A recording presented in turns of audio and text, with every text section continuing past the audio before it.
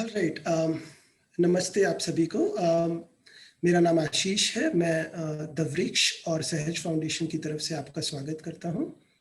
मेरे साथ में आज मेरी टीम में से अंकित और मनोज सर हैं और सीए कुलविंदर कौर हमारे साथ में हैं।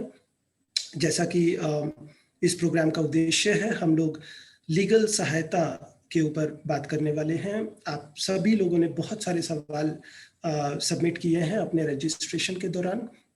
उन सब सवालों को आज हम कुलविंदर जी से पूछेंगे।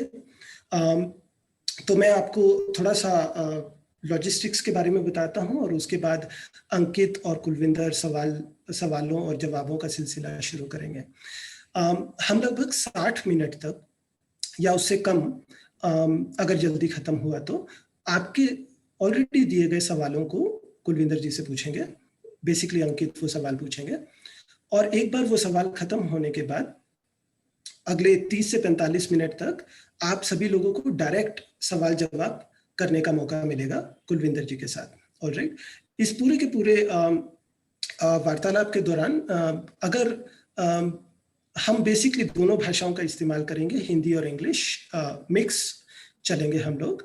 लेकिन अगर आपको भाषा समझने में दिक्कत आए, अगर आपको लगे कि इंग्लिश का इस्तेमाल ज़्यादा है और आप हिंदी चाहते हैं, तो आप थम्स अप जो रिएक्शन होता है जूम का, आप वो इस्तेमाल करेंगे तो हमें समझने में आसानी होगी और फिर हम अपनी भाषा को स्विच कर कर अपनी बात आप तक पहुंचा पाएंगे। ठीक है, तो इसी के साथ हम लोग शुरू करते हैं। तो अब अंकित और Kulvinder, over to you. Thank you, धन्यवाद आशीष, और धन्यवाद आप लोगों को सब लगाए, और स्पेशली कुलविंदर जी जिन्होंने टाइम निकाल के आज हमारे साथ यहाँ पे हैं। तो अभी जैसा कि आशीष बोल रहा था कि हमारे पास काफी सवाल ऑलरेडी आए जब आप लोगों ने रजिस्टर किया, तो हम इसको अभी के लिए 3 हिस्सों में डिवाइड कर रहे हैं। हम शुरुआत करेंगे बहुत बेसिक से, जैसे कि आप लोगों ने सवाल पूछे, और फिर उसमें से आगे जाएंगे कि कैसे हम उसमें अप्रूवल ले सकते हैं, फिर आगे कैसे कंप्लायंस कर सकते हैं। तो कुलविंदर जी, जो पहली चीज जो मैं आपसे पूछना चाहूंगा, और काफी सारे लोगों ने ये सवाल हमसे पूछा, अगर एक एनजीओ है तो कितने अलग अलग तरीके हैं एनजीओ को इनकॉर्पोरेट करने के। स्पेशली बहुत लोगों ने सवाल पूछा क्या क्या डिफरेंस है सेक्शन 8 में, ट्रस्ट में, सोसाइटी में। तो वहां से शुरू करते कुलविंदर जी।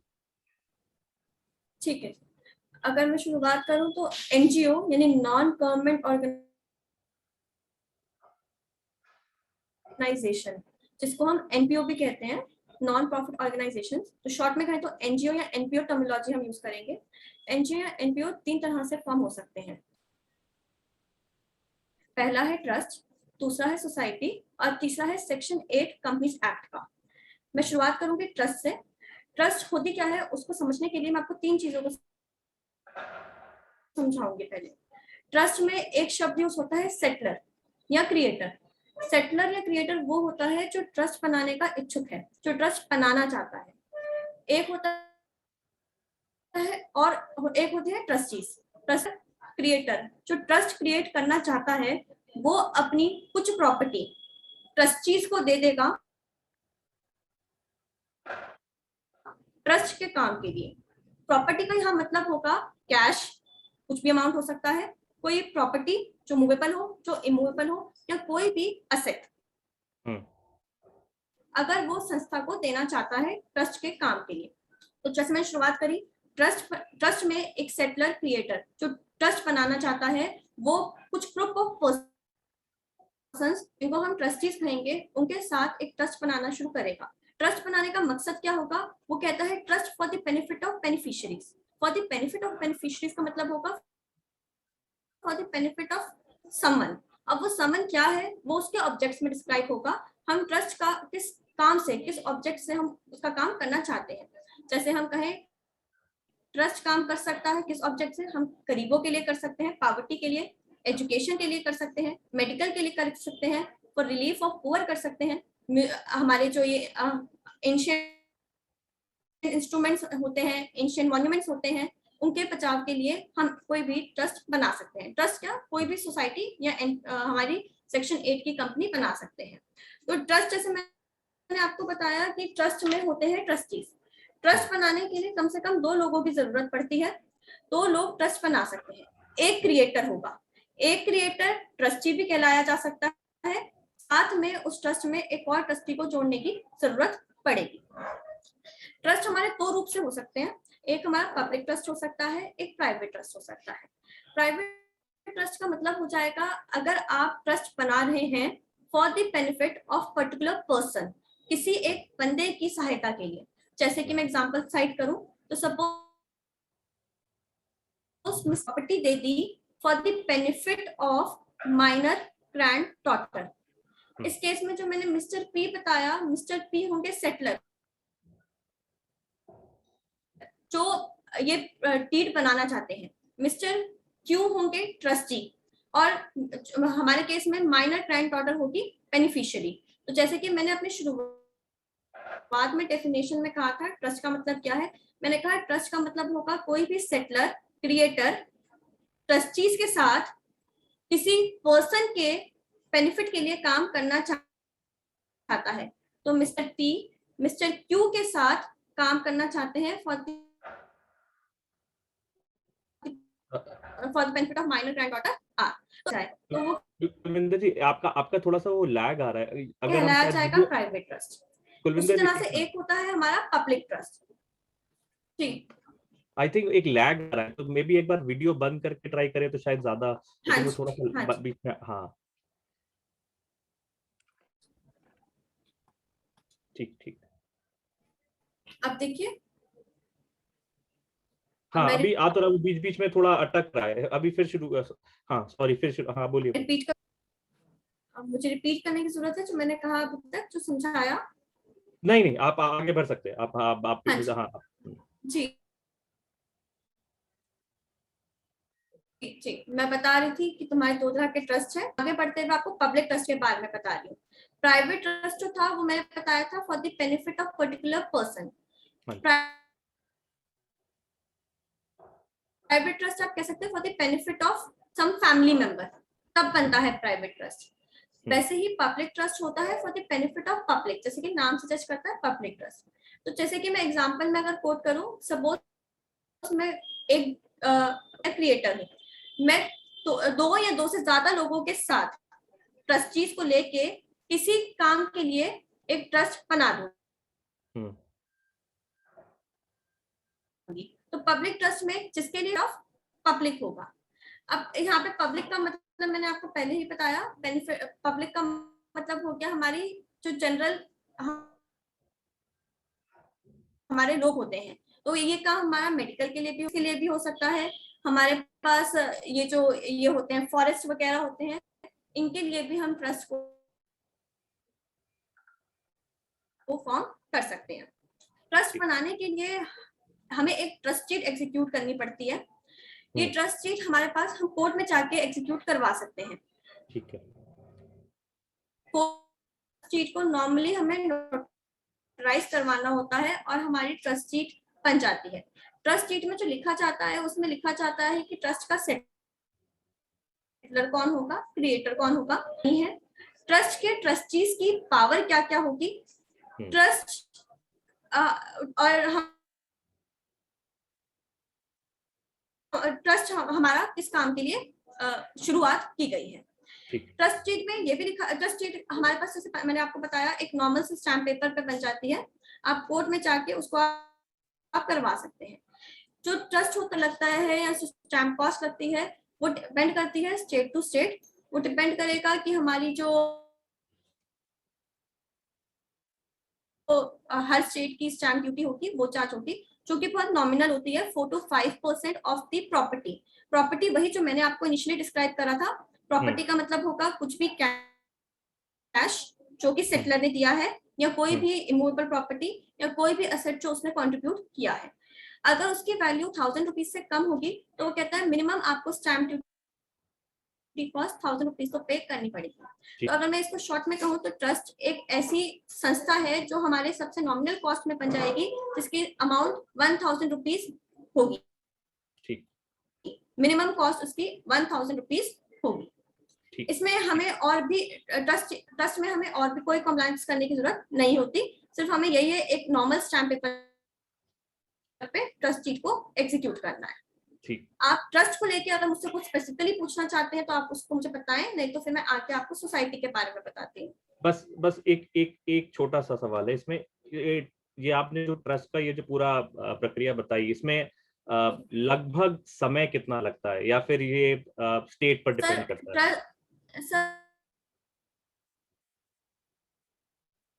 ये सबसे, मैंने कहा, सबसे इजी और सबसे लेस टाइम कंज्यूमिंग हमारा काम है। आप ये कह लीजिए बस आपको कोर्ट में जाना है, कोर्ट में जाके सिर्फ एक नोटराइजेशन करवानी है और कुछ भी नहीं, तो आप इसको विद इन अ वीक कह सकते हैं, और वैसे मैं सही बताऊं तो वीक से भी कम टाइम लगता है। ठीक ठीक ठीक। आगे बढ़े। हाँ जी। ट्रस्ट डीड को ना, अभी मैं आपको हाँ sorry Kulvinder, trust deed register कराने की जरूरत नहीं के बारे होती? में फर्क बताऊंगी। अभी से मैंने हल्का सा आइडिया दिया है ट्रस्ट डीड का। ओके सर, ट्रस्ट डीड को अलग से कोई रजिस्टर करवाने की जरूरत नहीं होती, बस आप नॉर्मली ट्रस्ट डीड को उसको साइन करवा सकते हैं रजिस्ट्रार के पास जाके।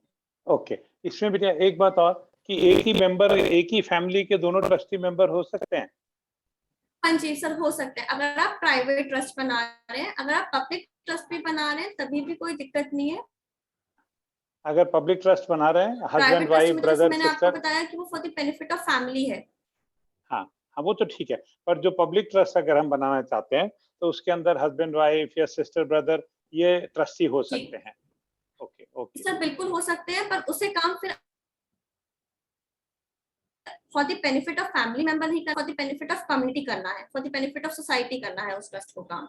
वो ये नहीं कहता कि कौन ट्रस्टी बन सकता है, वो कहता है ट्रस्टी कोई भी बन सकता है।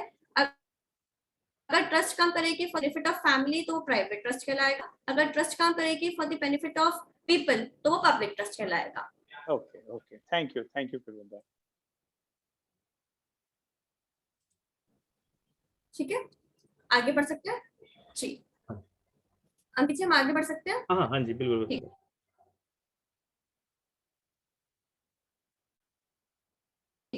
मैं अब थोड़ा सा, अभी हमने तक ट्रस्ट बताया, वैसे ही उसी रूप से एक सोसाइटी होती है, बस फर्क इतना होता है कि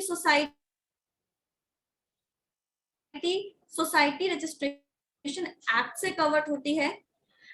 क्योंकि हमारी सोसाइटी रजिस्ट्रेशन एक्ट से कवर्ड है, तो हमें उसका रजिस्ट्रेशन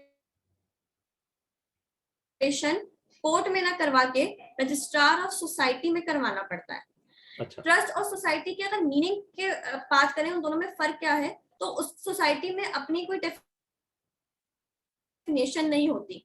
सोसाइटी है group of people working for the welfare of people. इसके लिए एक टर्म भी यूज होती है, one for all for one. हमारे पास कंपनी, जैसे हमें ट्रस्ट में बताया था, ट्रस्ट में एज सच कोई भी रजिस्ट्रेशन की रिक्वायरमेंट नहीं है, सिर्फ आपको सब रजिस्ट्रार के पास जाके रजिस्ट्रेशन, एक नोटराइजेशन करवाना होता है। बस सोसाइटीज एक्ट में सोसाइटी बनाने के लिए आपको सोसाइटी के अंदर रजिस्ट्रेशन करवाना मैंडेटरी है। उसके लिए आपको साथ में बनाने पड़ते हैं मेमोरेंडम। जैसे कि हमारे पास ट्रस्ट में ट्रस्ट शीट होती है, वैसे ही सोसाइटी के केस में मेमोरेंडम ऑफ एसोसिएशन होता है। बस नाम बदल दिया गया है। ट्रस्ट शीट में हम ट्रस्ट के रूल्स ऑब्जेक्ट्स लिखते हैं, और सोसाइटी में मेमोरेंडम ऑफ एसोसिएशन में हम सोसाइटी के ऑब्जेक्ट्स लिखते हैं। अच्छा। सोसाइटी रजिस्ट्रेशन एक्ट, क्योंकि एक डिपार्टमेंट अलग हो जाता है, सोसाइटी रजिस्ट्रेशन एक्ट वाले में हमारे पास जो टाइम है वो ज्यादा लगता है, क्योंकि ये बहुत ज्यादा, इसमें आप कह लीजिए कि बहुत सारे लोग बैठे हैं, कर्मचारी बैठे हैं, जो छोटे छोटे मैटर्स पे काम को रोक देते हैं। तो है तो ये भी ऑनलाइन प्रोसीजर, आपको ऑनलाइन एक फॉर्म फिल करना है सोसाइटी रजिस्ट्रेशन एक्ट का, जहाँ पे आपको बताना है कि सोसाइटी मेमोरेंडम लगाना है, सोसाइटी में बताना है कि कौन कौन लोग सोसाइटी बनाना चाहते हैं। आपको ये बना के फर्निशिंग तो सारी ऑनलाइन करनी है, पर सोसाइटी में दिक्कत इतनी आ जाती है, क्योंकि ये हमारे पास ऑनलाइन फाइल होने के बाद ये बहुत सारे सोसाइटी डिपार्टमेंट में जो लोग बैठे हैं उनके हाथों से गुजरता है, तो वो छोटे छोटे मैटर्स पे, या आप कह लीजिए ब्राइब के लिए हर छोटे मैटर्स पे हमारा कहीं ना कहीं इसका रीजन रिजेक्ट कर देते हैं या डिले कर देते हैं, या कुछ ना कुछ एडिशनल डॉक्यूमेंटेशन मांगते हैं। अच्छा, जिससे कि हमारी ज्यादा से ज्यादा विजिट्स हो सोसाइटी ऑफिस, और हम उनको बाय वे ऑफ मनी कुछ दे पाए, प्राइब दे पाए, जिससे कि हमारी कंप्लायंसेस फाइलिंग आगे बढ़ पाए। तो अगर मैं ट्रस्ट और सोसाइटी में बात करूं तो ट्रस्ट में हमारे पास कम टाइम लगता है, जैसे मैंने आपको कहा था विद इन अ वीक हो जाता है, पर सोसाइटी के केस में हमारे पास टाइम ज्यादा लग सकता है, क्योंकि इस केस में हमारे पास बहुत सारे लोगों से हमारी फाइल गुजर रही है, तो वो किसी ना किसी की रीजन की वजह से फाइल को रोक लेते हैं। अगर मैं अमाउंट वाइज भी कहूँ, जैसे मैंने कहा था कि ट्रस्ट को बनाने के लिए सिर्फ 1000 रुपीज लगते हैं मिनिमम, ज्यादा भी लग सकते हैं अगर प्रॉपर्टी की वैल्यू ज्यादा हो तो प्रॉपर्टी की कुछ परसेंटेज चार्ज करते हैं, स्टैम्प ड्यूटी परसेंटेज चार्ज करते हैं प्रॉपर्टी की वैल्यू पे। पर सोसाइटी बनाने के लिए हमारे पास मिनिमम कॉस्ट जो आती है वो 5500 रुपीज आती है, जो हमें एक्चुअल में by way of challan government को पे करनी पड़ती है।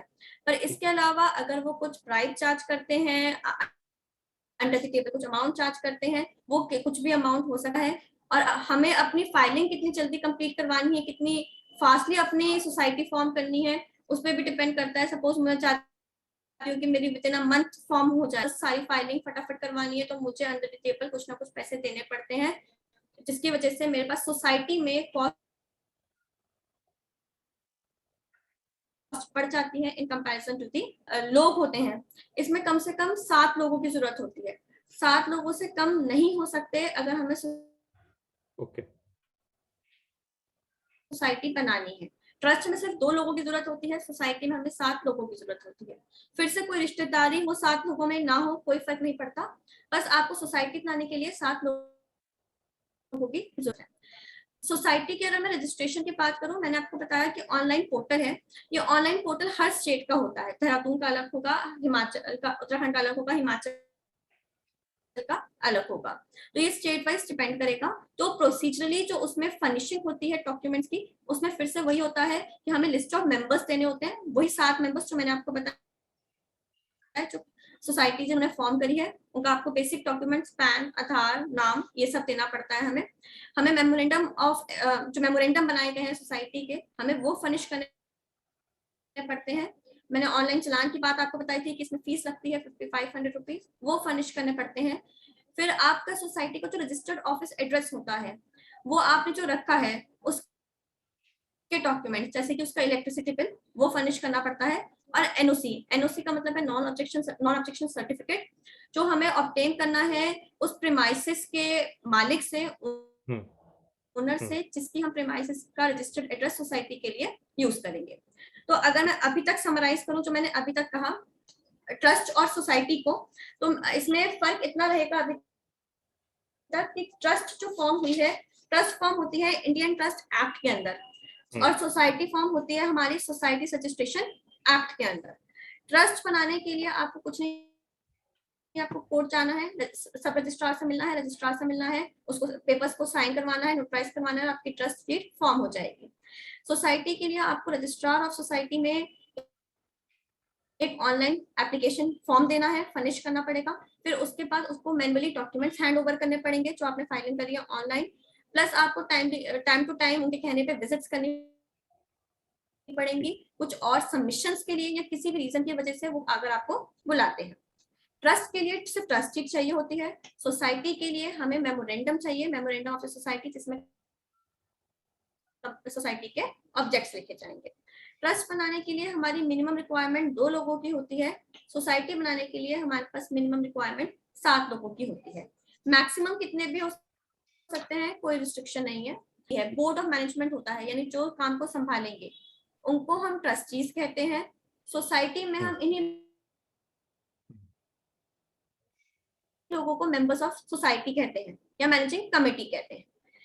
अगर मैं इनकी एनुअल कंप्लायंसेस की बात करूं, ट्रस्ट को एनुअल कंप्लायंसेस कोई नहीं करनी है, एक बार फॉर्म होने के बाद उसको सिर्फ और सिर्फ एक इनकम टैक्स रिटर्न दाखिल करवानी होगी, उसके अलावा उसे कोर्ट में जाके दोबारा कोई डॉक्यूमेंट्स हैंडओवर नहीं करने होते। पर सोसाइटी की मैं बात करूं, अगर सोसाइटी फॉर्म हुई है तो सोसाइटी को हर ईयर, हर साल अपने मेंबर्स, लिस्ट ऑफ मेंबर्स की लिस्ट उनको देनी पड़ेगी। साथ में वो एक एडिशनल फीस लेते हैं जो मिनिमम 500 रुपीज होती है। ट्रस्ट को बनाने के लिए जैसे मैंने बताया हफ्ता भर लगता है, पर सोसाइटी को बनाने के लिए महीने, 2 महीने और कई बार 4 महीने भी लग जाते हैं, क्योंकि वो फाइल फिर से बहुत लोगों से निकल रही है, हाथों से गुजर रही है, तो किसी ना किसी वजह से रोक सकते हैं, जिससे कि आपकी सोसाइटी बनने में टाइम लग सकता है। ट्रस्ट को बात की जाए तो ट्रस्ट बनाने में जो कॉस्ट होती है वो बहुत कम होती है, जो कि मैंने बताया कि होती है कई बार 1000 रुपीज। वो सोसाइटी को नॉर्मल फीस 5500 है, अंडर टेबल कुछ भी हो सकती है। और ट्रस्ट बनाने में कोई भी प्राइस नहीं इन्वॉल्व है, कोई भी अंडर टेबल अमाउंट इन्वॉल्व नहीं है, जैसे कि सोसाइटी में इन्वॉल्व होता है। तो ट्रस्ट आपकी सबसे लेस कॉस्ट में बनने वाली नॉन प्रॉफिट ऑर्गेनाइजेशन है। इसमें आगे की चीजें जो इनकम टैक्स एक्ट 1280 से रजिस्टर्ड है वो मैं बाद में बताऊंगी। हाँ जी सर। जी सर। इसमें मैं ये जानना चाहता हूँ कि जो हमने ट्रस्ट रजिस्टर कराया या हमने सोसाइटीज एक्ट में हमने रजिस्ट्रेशन कराया, तो इसके अंदर जो टाइम टू टाइम चेंजेस होते गए, वो चेंजेस हमको दोबारा पास कराने पड़ेंगे? मतलब ट्रस्ट डीड हमको दोबारा देनी पड़ेगी अगर हम कुछ ऑब्जेक्ट्स चेंज करना चाहते हैं, कुछ ऐड करना चाहते हैं?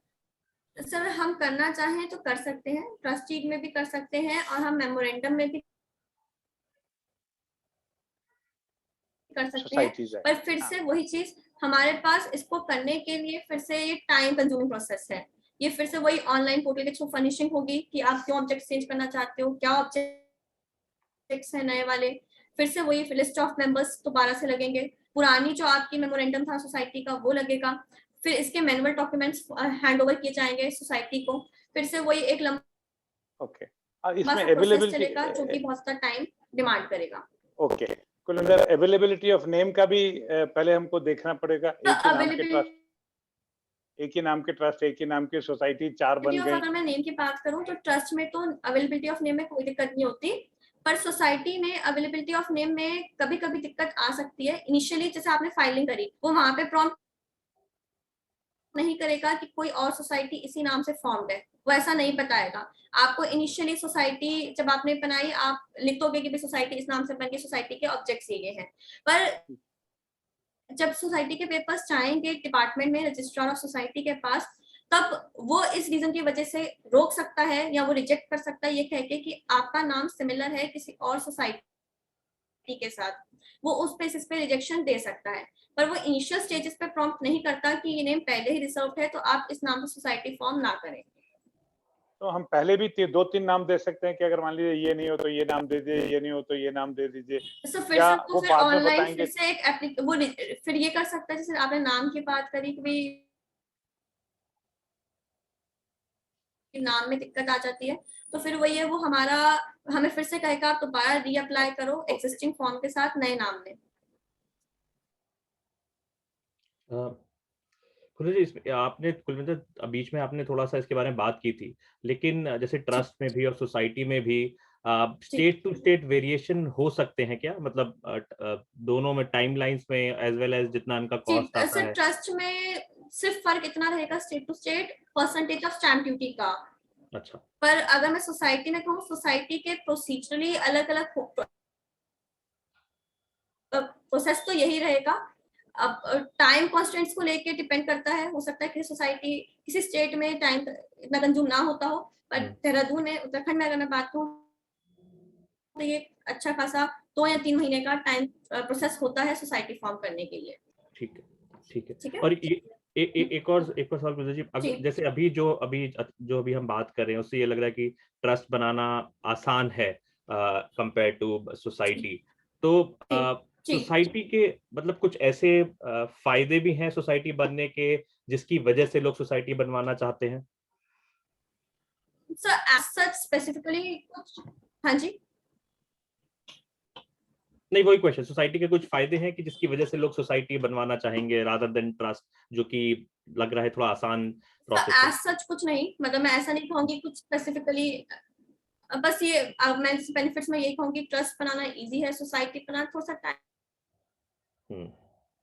कंज्यूमिंग है। अदरवाइज दोनों ही इक्वल है, बस अगर हम टाइम कॉन्स्टेंट्स हटा दें तो दोनों इक्वल स्टेजेस पे हैं। ठीक। और मे भी इसको हम अगले सेक्शन में बात करेंगे कि जो फंडिंग है या जिस तरह के लाइसेंस चाहिए उसमें ट्रस्ट और सोसाइटी में फर्क होता है कि नहीं, लेकिन वो हम अगले सेक्शन में बात करते हैं। ठीक है। हाँ जी, जी। ठीक है कुलविंदर जी, अभी तो फिर आई थिंक आखिरी में फिर हम सेक्शन 8। हाँ जी बिल्कुल।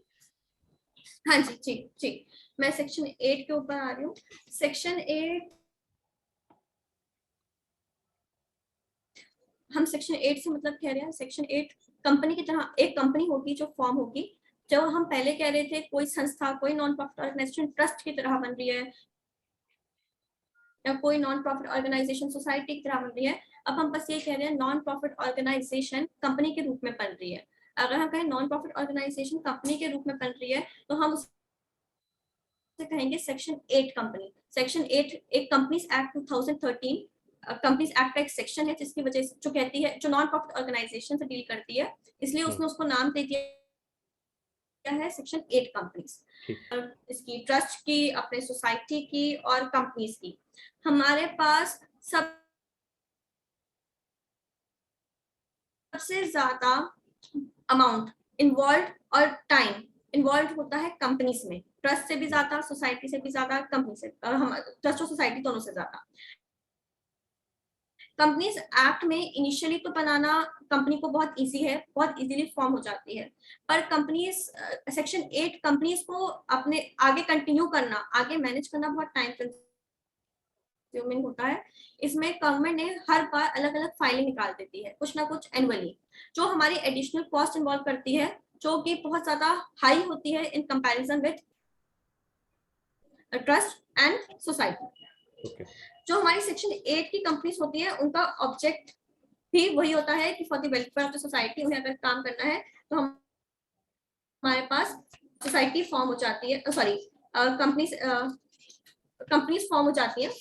बट कंपनीज को बनाने का प्रोसेस बहुत ज्यादा टाइम कंज्यूमिंग है, क्योंकि इसके लिए सबसे पहले हमें कंपनी का नेम अप्रूवल लेना पड़ता है। नेम अप्रूवल हमें देगा रजिस्ट्रार ऑफ कंपनी से, तो हमें सबसे पहले एक यूनिक नेम रिजर्व करना पड़ता है अगर मुझे कंपनी फॉर्म करनी है सेक्शन 8 की, जो कि मुझे जरूरत नहीं थी ट्रस्ट और सोसाइटी में।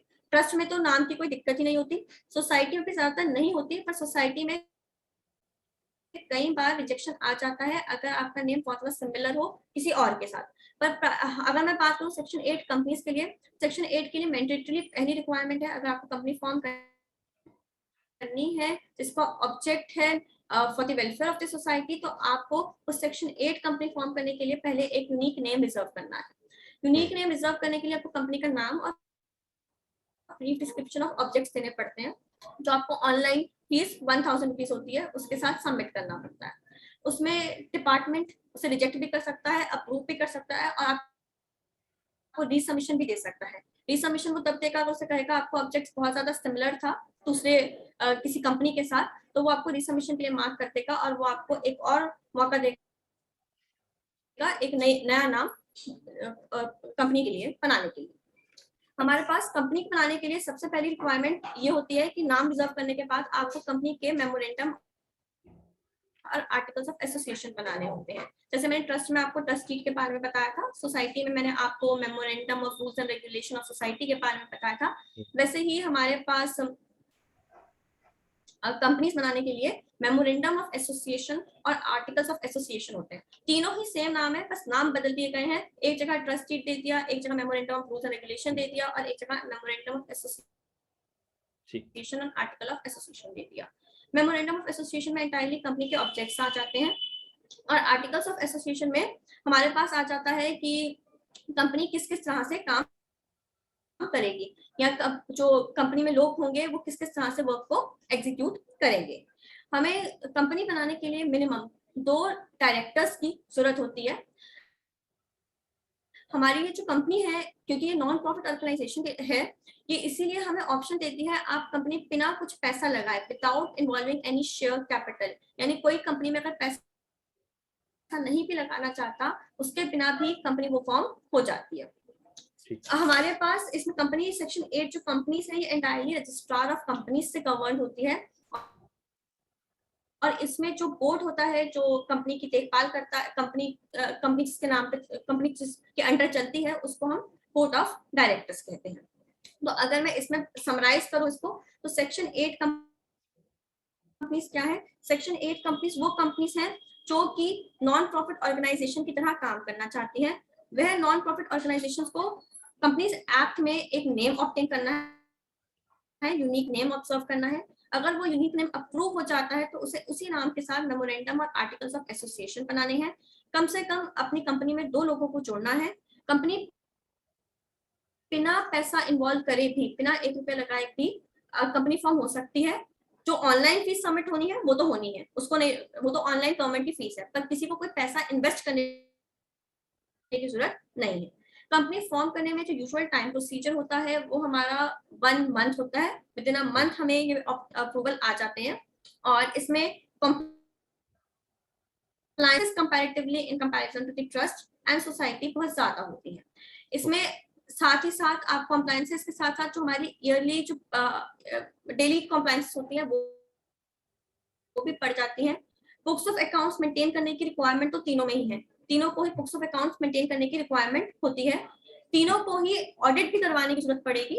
ऑडिट कब करवाने की जरूरत पड़ेगी वो मैं आपको भी थोड़ा बाद में बताऊंगी, पर तीनों को ही ऑडिट भी करवाना है। ये तो तीनों को कॉम्प्लायंसेस करनी है, पर जो कुछ एडिशनल कॉम्प्लायंसेस है जो करनी है, ट्रस्ट में कोई भी कॉम्प्लायंसेस नहीं करनी होती। सोसाइटी में एक लिस्ट ऑफ मेंबर्स हर साल अपने रजिस्ट्रार ऑफ सोसाइटी में सबमिट करना होता है, पर कंपनीज में हमारी कुछ एनुअल कॉम्प्लायंसेस और होती हैं, जिसकी वजह से हमारी एडिशनल कॉस्ट बढ़ जाती है औरों के कंपैरिजन में।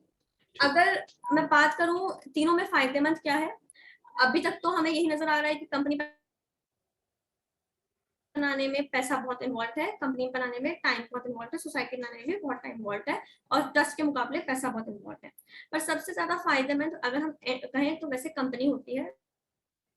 कंपनी इसलिए होती है क्योंकि जो संस्थाएं डोनेशन देना चाहती है नॉन प्रॉफिट ऑर्गेनाइजेशंस को, जैसे हम कहते हैं एक ब्रांड नेम बिकता है, तो वैसे ही अगर कंपनी हो तो एक तरह से आप कह लो कि आपकी गुडविल जुड़ जाती है, एक गुडविल जुड़ जाती है, एक ब्रांड नेम जुड़ जाता है।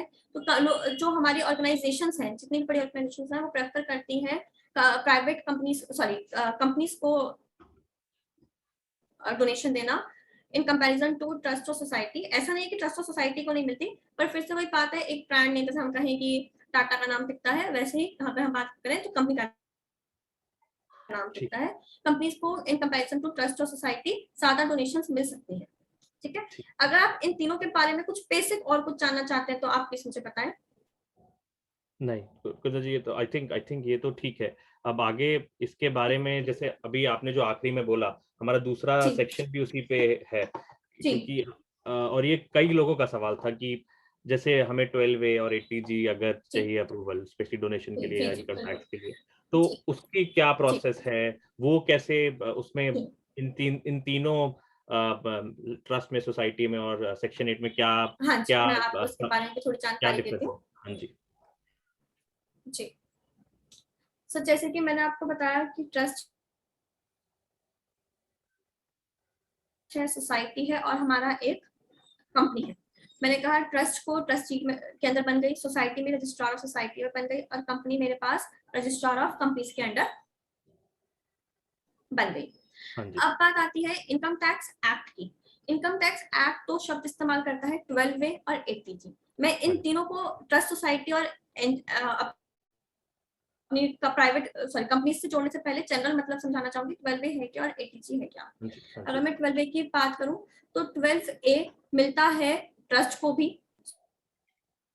सोसाइटी को भी, कंपनी को भी, कोई भी ले सकता है जो काम कर रही है for the welfare of people.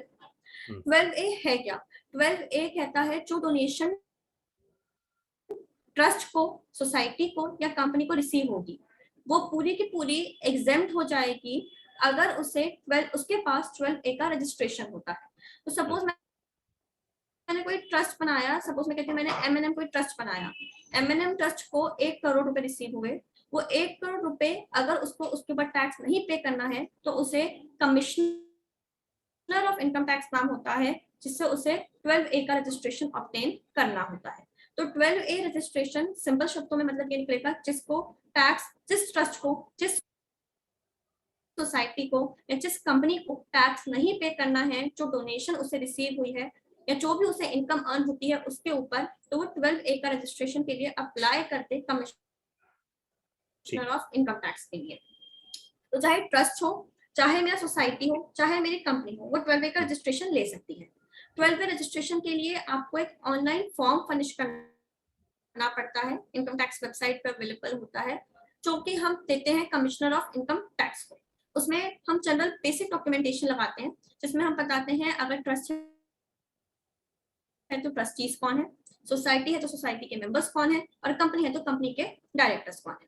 साथ में हम बताते हैं कंपनी ट्रस्ट के ऑब्जेक्ट्स क्या है, सोसाइटी के ऑब्जेक्ट्स क्या है, कंपनी के ऑब्जेक्ट्स क्या है। एक हमें नोट्स ऑन एक्टिविटीज देना होता है, ट्रस्ट जब से बनी है, सोसाइटी जब से बनी है, कंपनी जब से बनी है, वो किस किस ऑब्जेक्ट के लिए काम कर रही है। अगर आपके पास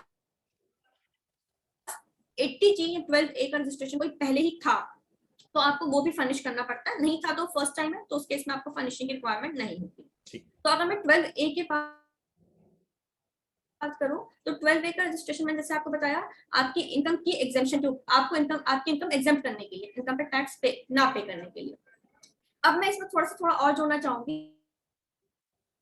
सपोज सोसाइटी या ट्रस्ट या कंपनी या कुछ भी नाम दीजिए, इनको कोई इनकम रिसीव हुई, मैं एग्जांपल के तौर पे एक एग्जांपल कोट कर रही हूं, सपोज 100 रुपीज रिसीव हुए, उसको इंश्योर करना है कि उसका 85% यानी 85 रुपीज, मेरे एग्जांपल में 85% ऑफ रुपीज 100, 85 रुपीज एक्सपेंड हो जाए, खर्च हो जाए for the objects for which society was form, trust was form और कंपनी वाज फॉर्म।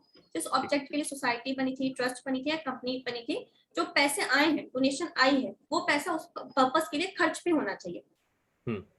अगर वो खर्च नहीं होता तो वो 12A का आपका जो 12A उसने आपको ग्रांट करना है वो रिजेक्ट भी कर सकता है, या अगर आपने नहीं किया तो वो उसको पहले देने के बाद में भी रिजेक्ट कर सकता है। तो आपको इंश्योर करना है कि हर साल आपका 85% एक्सपेंड हो, पर बाई चांस किसी रीजन की वजह से वो एक्सपेंड नहीं हो पाता, आप for the welfare of society खर्च नहीं कर पाते, सपोज मैं कहती हूँ आपको साल के अंत में पैसा आता है, नहीं कर पाए आप, साल के अंत में आया तो एक दिन में तो आप पैसा खर्च नहीं कर देंगे, तो आपको फिर से एक ऑनलाइन फॉर्म सबमिट करना पड़ता है, जिसमें आप कहते हैं हम इस साल नहीं, हम अगले 5 सालों के लिए ये पैसा इस ऑब्जेक्ट के लिए रख लेते हैं और हम अगले 5 साल में ये पैसा खर्च कर देंगे।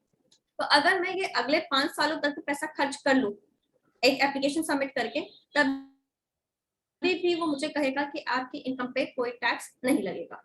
तो 12A का पर्पस क्या है? 12A का पर्पस ये है आपकी इनकम के ऊपर कोई टैक्स ना लगे। 12A की इनकम कब एग्जेम्प्ट होगी? अगर मैं कहूँ 12A में रजिस्ट्रेशन जो मुझे मिला है उसकी इनकम कब एग्जेम्प्ट होगी? इनकम तब एग्जेम्प्ट होगी अगर मैं जो पैसा मुझे रिसीव हुआ है उसका 85% ड्यूरिंग द ईयर स्पेंड कर देती हूँ। तब वो कहेगा जो आपके पास बचा हुआ पैसा है उस पर तो मैं टैक्स नहीं लूंगा, और जो आपको एंटायर डोनेशन रिसीव हुई थी उस पर तो पैसा लेने का सवाल आता ही नहीं, क्योंकि आपने उससे पैसे खर्च कर दिए। पर अगर आप सपोज टू डोनेशन रिसीव हुई तो आपने 85 नहीं, आपने सिर्फ 60% यूज किया, अभी भी आपने 25% यूज नहीं किया। जो 25% आपने यूज नहीं किया वो आप अगले 5 सालों के लिए एक एप्लीकेशन के कह सकते हो कि हम अगले 5 सालों में यूज कर लेंगे, इसलिए अभी भी हमारी वो इनकम जो हमें रिसीव हुई है वो टैक्सेबल ना करो। ये तभी हो पाएगा अगर आपका 12A का रजिस्ट्रेशन आपको ऑब्टेन हो चुका है। तो 12A का पर्पस सिर्फ यही है, 12A मिलेगा ट्रस्ट को, सोसाइटी को या कंपनी को अगर उसे बचना है टैक्स पे करने से। कौन सी इनकम पे टैक्स? वो इनकम जो तो उसे कंपनी के ऑब्जेक्ट से अर्न हो रही है। कंपनी के ऑब्जेक्ट से अर्न हो रही है मतलब डोनेशन, अगर वो सपोज कुछ बुक्स वगैरह भी सेल करता है तो उससे कोई इनकम अर्न हो रही है तो वो वाली इनकम पे उसे टैक्स नहीं पे करना है, तो उसको 12A का रजिस्ट्रेशन करवाना है। 12A का रजिस्ट्रेशन लेने के बाद जो उसे पैसा मिलेगा वो इनकम एग्जेम्प्ट होगी अगर वो पैसा वो 85% for the objects of the trust, society या for the object of company use कर लेता है। अगर वो नहीं कर पाता है तो 5 इयर्स के लिए एक एप्लीकेशन देके कह सकता है मैं आगे यूज कर लूंगा। अगर 5 इयर्स के बाद भी वो यूज नहीं कर पाया तो जो उसने पहले एग्जेम्पशन दी थी, जो उसने पहले टैक्स नहीं लिया था, वो जब आप 5 सालों में यूज नहीं कर पाए तो वो 6th ईयर में वो इनकम टैक्सेबल कर देगा और वो आपकी ट्रस्ट, सोसाइटी या कंपनी से टैक्स मांगेगा। ठीक। मुझे लगता है मैं अपने 12A को लेकर क्लियर हूँ। हाँ जी, 12A हाँ में जी, कोई दिक्कत? ठीक नहीं, है, मैं 80G पे आ रही हूँ। 80G का एक रजिस्ट्रेशन होता है। 80G का रजिस्ट्रेशन क्या होता है? 80G का रजिस्ट्रेशन कोई भी फिर से ट्रस्ट, सोसाइटी या मेरी कंपनी, तीनों में से कोई भी हमारा 80G का रजिस्ट्रेशन ले सकती है। 80G के रजिस्ट्रेशन से क्या होगा, जो मैंने शुरू में कहा, हमें डोनेशन देते हैं, कुछ लोग हमें डोनेशन देते हैं, उसके बदले हम उनको एक फायदा पहुंचाते हैं। हम कहते हैं जो हमें डोनेशन देगा, जब वो अपनी इनकम टैक्स रिटर्न फाइल करेगा, तो जो उसने हमें डोनेशन दी है उसे उस एक्सटेंड तक इनकम पे कम टैक्स पे करना पड़ेगा, अगर वो अपने जिसने उसको डोनेशन ली है। सपोज मैंने किसी ट्रस्ट को डोनेशन दी है, तो उसको छूट मिल जाए अपनी इनकम टैक्स रिटर्न में। थोड़ा सा मैं फिर से एक बार रिपीट करती हूँ। 80G का रजिस्ट्रेशन क्या कर रहा है, जो डोनर है, जो डोनेशन दे रहा है, उसकी इनकम में छूट मिलेगी अगर वो डोनेशन देता है उस ट्रस्ट को, उस सोसाइटी को या उस कंपनी को जो 80G के अंदर रजिस्टर्ड है। तो अगर मैं बात करूं 12 फायदा देगा जिसे डोनेशन मिल रही है, यानी ट्रस्ट को, सोसाइटी को और कंपनी को, क्योंकि जो पैसा उससे रिसीव हो रहा है उस पर टैक्स नहीं लगेगा। पर जो 80G का रजिस्ट्रेशन है, 80G रजिस्ट्रेशन फायदा देगा डोनर को, जो डोनेशन दे रहा है उसकी इनकम में उस एक्सटेंड तक कम टैक्स की बात आएगी। अब इसमें कुछ प्रोसीजरली होते हैं, कुछ 50% ऑफ डोनेशन देता है। सपोज आपकी डोनेशन आपने 100 रुपए दी है, तो वो कहेगा 50 रुपीज मैं आपको रिड्यूस कर दूंगा आपकी इनकम में, और उस एक्सटेंड तक आपको इनकम टैक्स अपनी पर्सनल रिटर्न्स में कम देना पड़ेगा। तो अगर मैं 12 और 80G की बात करूं, 12A और 80G, तो अब ज्यादातर सारे ही सोसाइटी, सारे ही ट्रस्ट, सारे ही कंपनी, जो एनपीओ नॉन प्रॉफिट ऑर्गेनाइजेशंस हैं या जो एनजीओ है, नॉन प्रॉफिट ऑर्गेनाइजेशंस हैं, वो तीनों ही ऑब्टेन करने की कोशिश करते हैं। ऑब्टेन करने का प्रोसीजर बहुत ज्यादा कॉम्प्लिकेटेड नहीं है। आपको एक ऑनलाइन फॉर्म फर्निश करना पड़ता है। ऑनलाइन फॉर्म फर्निश करके जो इनकम टैक्स साइट पे अवेलेबल होता है, जहाँ पे कंपनी सोसाइटी ट्रस्ट की बेसिक डिटेल्स डाल के कंपनी सोसाइटी ट्रस्ट के मेंबर्स, शेयर होल्डर्स और अपने डायरेक्टर्स और अपने जो ट्रस्टीज हैं उनकी बेसिक डिटेल्स डाल के आपको एक फॉर्म फर्निश करना पड़ता है कंपनी के ऑब्जेक्ट्स के साथ।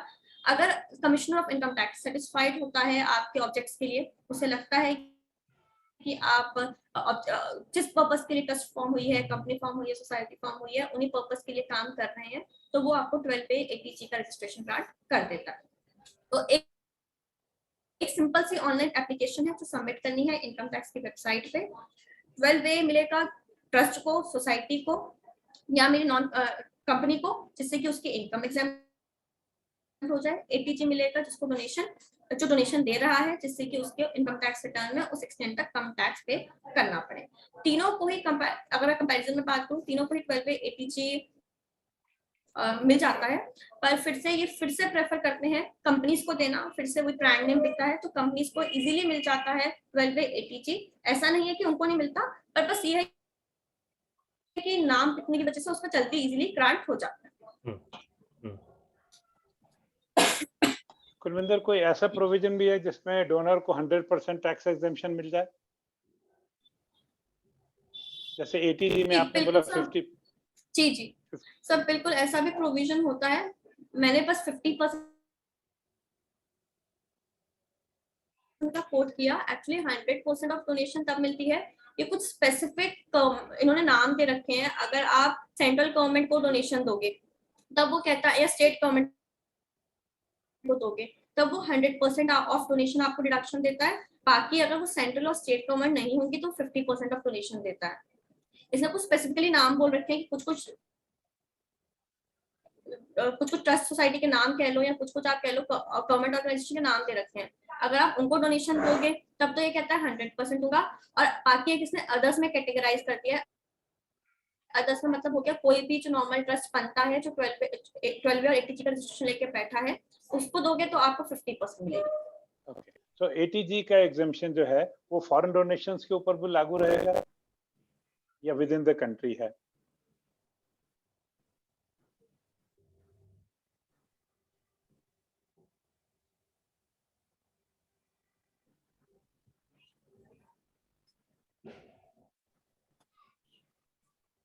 हेलो, हाँ कुलविंदर, मनोज सर का क्वेश्चन था कि ये जो ये 80G का जो वो है, ये हाँ, अब ऑडिबल है आप।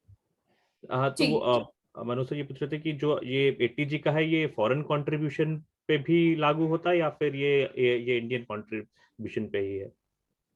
सर, मैं थोड़ा सा इसमें आप फॉरेन कंट्रीब्यूशन रेगुलेशन एक्ट को मैं थोड़ा समझा देती हूँ, उसी से आपको ये सब ओके कुछ जानकारी मिल जाएगी। Actually foreign contribution regulation act FCRA जिसे हम कहते हैं, नाम सजेस्ट करता है अगर हमें बाहर से मतलब है कि अगर हमें आउटसाइड इंडिया से कोई डोनेशन आती है, तो अगर हमें फॉरेन डोनेशंस भी रिसीव करनी है तो उसके लिए मुझे 12A और 80G का रजिस्ट्रेशन करवाना जरूरी होता है। ये FCRA की मैंडेटरी रिक्वायरमेंट होती है कि जो 12 और 80G में रजिस्टर्ड होंगे उनको हम FCRA का रजिस्ट्रेशन ग्रांट कर देंगे, जिससे कि वो बाहर से डोनेशन मंगवा पाए। 12 और 80G आने से एक तरह से आप ये कह लो कि आपकी ट्रस्ट की वैल्यू बढ़ गई या सोसाइटी की वैल्यू बढ़ गई या कंपनी की वैल्यू बढ़ गई, तो वो मोर रिलायबल हो जाती है कि ये अपने कंपनी के ऑब्जेक्ट्स के लिए ही काम कर रही है, ये सोसाइटी अपने ऑब्जेक्ट्स के लिए काम कर रही है, ट्रस्ट अपने ऑब्जेक्ट्स के लिए काम कर रही है। तो जब इन्हें बिलीव हो जाता है ऑब्जेक्ट्स के लिए काम कर रही है, तो अगर आप एप्लीकेशन फर्निश करो मिनिस्ट्री ऑफ होम अफेयर्स पे जो FCRA कवर करता है, तो वो FCRA में भी रजिस्ट्रेशन ग्रांट कर देती है। जो फॉरेन डोनेशंस हमें रिसीव होती हैं, फॉरेन डोनेशन जैसे मैंने बताया आउटसाइड द स्टेट से रिसीव होती है, तो जो बाहर का कोई पर्सन हमें डोनेशन दे रहा है, वहां पे ऑब्वियसली इनकम टैक्स का कोई कॉन्सेप्ट नहीं होता, तो वो तो 80G का बेनिफिट अवेल नहीं कर सकता, क्योंकि वहां वो अपने रिटर्न फाइल करेगा बाहर के हिसाब से। अगर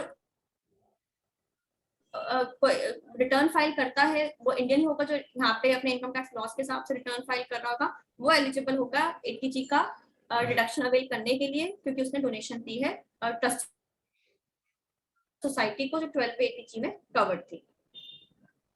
ठीक ठीक है, ठीक है। कोई और क्वेश्चंस? कुल एक एक एक दो आखिरी क्वेश्चन है, फिर हम बाकी लोगों के लिए भी खोल देंगे ताकि जो सब लोग सुन रहे हैं वो भी हमसे सवाल पूछ पाए। बट एक एक एक सवाल ये कि 80G और 12A के लिए कुछ एलिजिबिलिटी रिक्वायरमेंट है कि किसी तरह का काम कर रहे हैं, कि किसी स्पेसिफिक तरह का काम करें या कुछ समय तक है?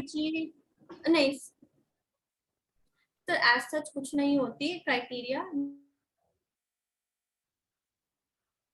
Newly incorporated trust, newly incorporated society and newly incorporated company तीनों ही 12A 80G के रजिस्ट्रेशन के लिए जा सकती हैं। बस यही होता है कि हमारे जो हमने मेमोरेंडम में ऑब्जेक्ट स्पेसिफाई किए हैं, हम उन्हीं ऑब्जेक्ट्स के लिए काम करें और अगर जरूरत पड़े तो हम उसको जस्टिफाई कर सके। जैसे सपोज मुझे इनिशियली ग्रांट भी हो गया है, तो हम वो कभी चेक कर सकता है कि विदिन अ ईयर आपने क्या काम किया।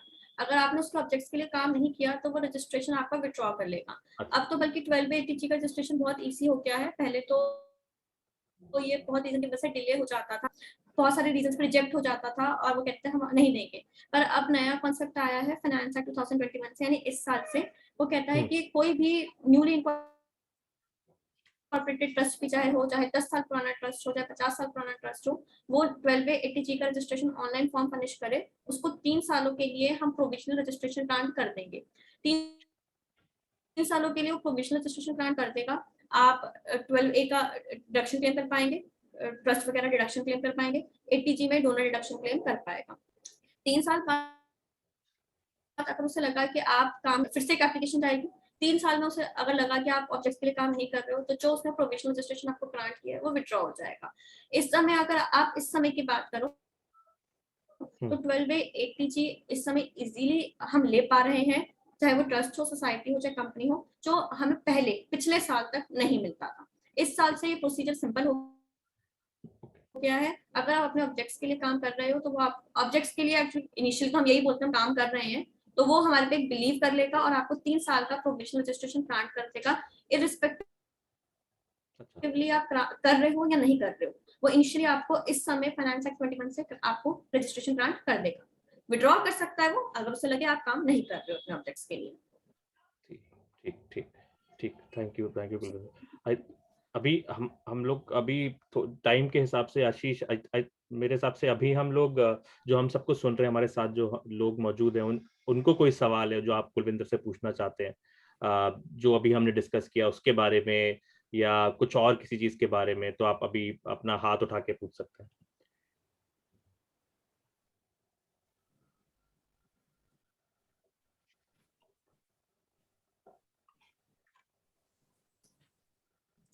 हाँ घनश्याम जी। या सो हाँ जी। मेरा सवाल कुलमित्र से ये है कि बहुत दिन से वेबसाइट जो था ना, जो आप बता रही हैं कि एक फॉर्म पब्लिश करना पड़ता है, उसका वेबसाइट काम नहीं कर रहा था। अभी वेबसाइट चालू हो गया है क्या? अभी भी साइट में दिक्कत है। एक्चुअली इनकम टैक्स पोर्टल ने एक नई वेबसाइट आपके नीचे लॉन्च करी है। वो उसने अपने आप को एक तरह से मॉडिफाई करने की कोशिश करी, पर वो मॉडिफाई या रीवैम्प थोड़ा सा कुछ गलत बैठ गया, जिसकी वजह से इनकम टैक्स की वेबसाइट 1 महीने से ज्यादा होकर डाउन है। तो उस वजह से अभी तो ऑनलाइन फॉर्म फर्निश ही नहीं हो रहे हैं, पर जैसे ही ये फाइलिंग शुरू होगी विद इन अ वीक हमारे पास ये अप्रूवल्स आने शुरू हो जाएंगे। जैसे हमने कुछ अपनी ऑर्गेनाइजेशंस के लिए भी फाइलिंग करी थी, जब इस पुरानी जो हमारी इनकम टैक्स की पोर्टल है उसी पे करी थी, तो ये हमें विद इन अ वीक हमें 12A ATG के अप्रूवल्स ग्रांट कर रहा था।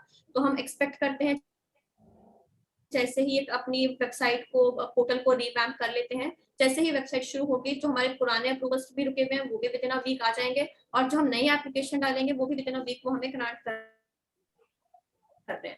अभी तक जितनी भी ऑर्गेनाइजेशन के लिए हमने अप्लाई किया है, किसी का भी किसी ग्राउंड्स पे रिजेक्ट नहीं हुआ है, सबके अप्रूवल आ रहे हैं। दूसरा सवाल मेरा ये है ना, मैं पूछ सकता हूँ ना, मेरे पास समय है ना? मेरे पास 2-3 मुझे अर्जेंटली करवाना है, मैं उस प्रक्रिया में हूँ, और इसलिए मैंने आशीष से पहले भी मतलब इसके बारे में बात कर चुका हूँ और उन्होंने कनेक्ट करवाने की कोशिश की थी। तो मेरा दूसरा सवाल ये है ना कुलविंदर आपसे, कि जो है ना कुछ टेक्निकल टर्म्स होते हैं, जैसे मैंने कुछ लोगों से बात किया, वो बताते हैं कि कुछ टेक्निकलिटी वगैरह होती है, आपको कुछ नोटिसेस वगैरह आता है, जो नोटिस को आपको रिप्लाई करना पड़ता है, इस तरह कोई चीज होता है क्या? कुछ लोगों ने, जिन लोगों ने रजिस्टर करवाया है अभी पिछले 2-3 महीने पहले, उन लोगों ने मुझे बताया कि कुछ टेक्निकल टर्म्स होता है, इसलिए प्रोफेशनल्स की सहायता लेनी जरूरी हो जाती है। आम आदमी के लिए थोड़ा सा मतलब कुछ कॉम्प्लेक्सिटीज हो जाता है, जिसकी वजह से रजिस्ट्रेशन कैंसिल हो गया था। 2 लोगों ने ऐसा मुझे बोला।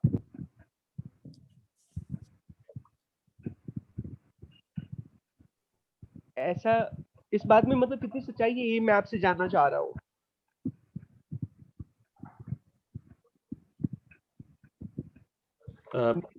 मेरी वॉइस ब्रेक हो रही है।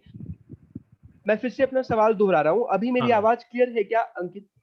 हाँ घनश्याम अभी क्लियर है। ओके, बोलिए। Okay.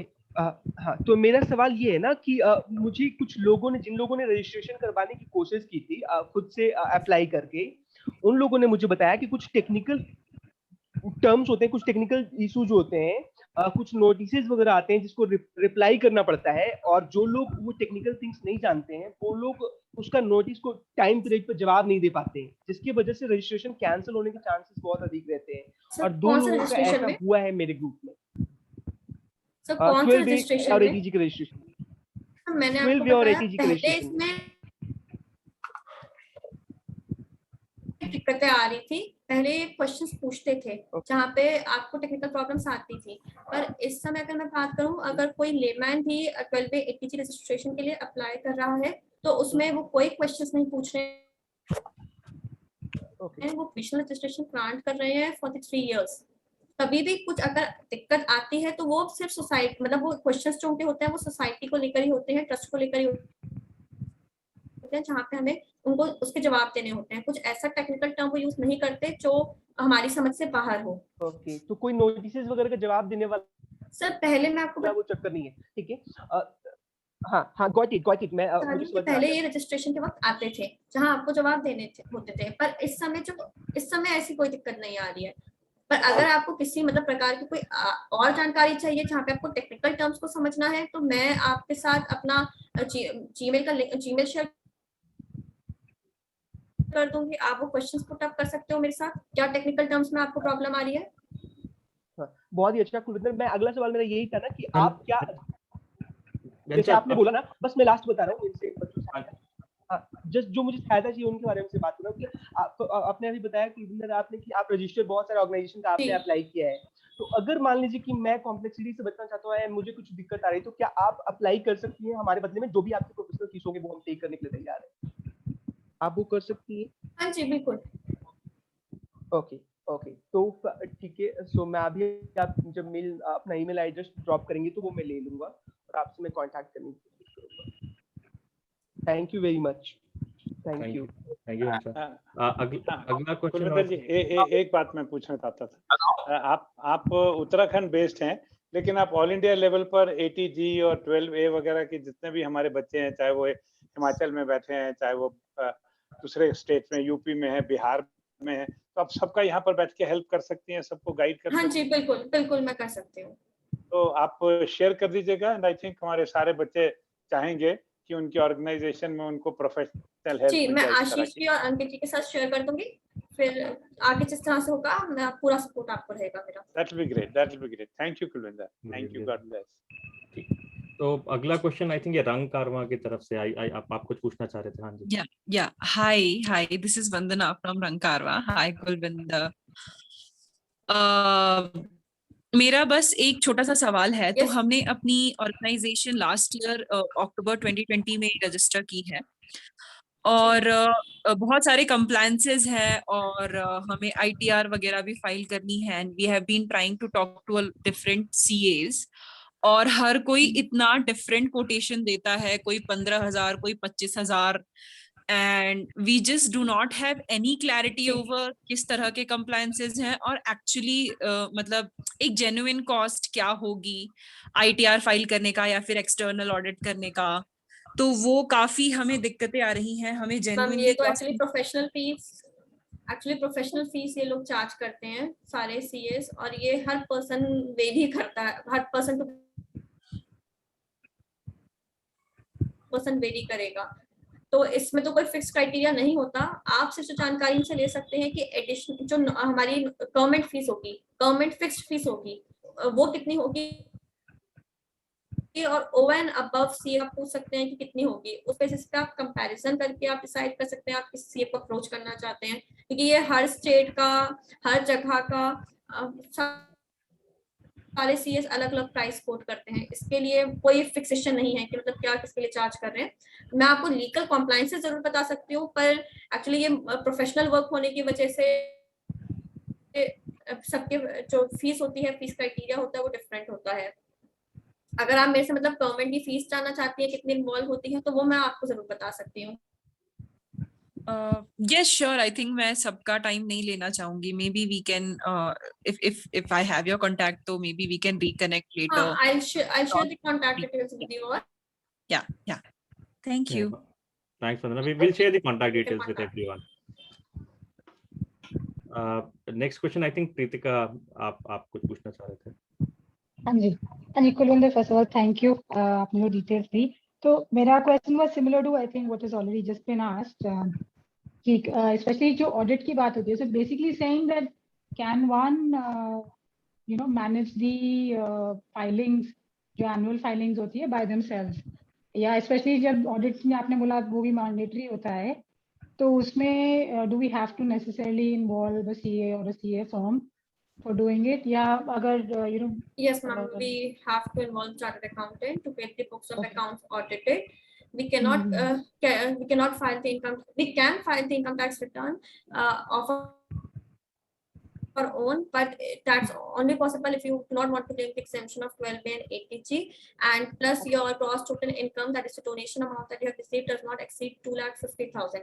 If the amount does not exceed 2,50,000, then you are not required to hire a chartered accountant. Otherwise, you are mandatorily required to get the books of accounts audited, for which you have to hire a chartered accountant. Okay, so Kerry, audit is required above annual expense of 2.5 lakhs. Sorry. And आप कह रहे हैं audit itself is required above annual yes, expense audit of 2.5 is required in case of society, trust, as well as company, if the gross total income exceeds 2,50,000. It is mandatory required. Okay, great. And thank you. That helps clarify. And so, I mean, the other piece on the fees, I'll just put a number, if you could just give a sense. So the annual filing fee and an audit fee of around 5,000, is that something that's reasonable that one can expect, or if it's audit and filing, it should be 5 to 10? It depends on. It depends. Okay. Yeah, fair enough. I think that's I cannot say like no problem. So the other quick question was around FCRA, especially subgranting, how the change has been in the new regulation, and how it was. If there's a possibility, like as an FCRA organization, there has been some change. how does that impact our for an organization to give donation to another organization doing work on field? How does that work?